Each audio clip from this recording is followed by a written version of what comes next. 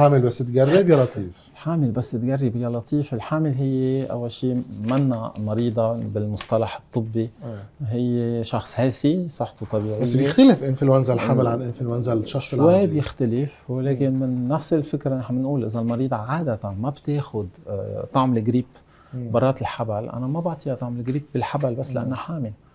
دونك الحمل بيستدعي أكيد شوية احتياطات، إنه ما تعلى كتير حرارة، نعرف إذا نوع الجريب كورونا، لأنه في أنواع الجريب مثل الكورونا فيها تأثر وتؤدي لتجلطات، من هون ضرورة التشخيص.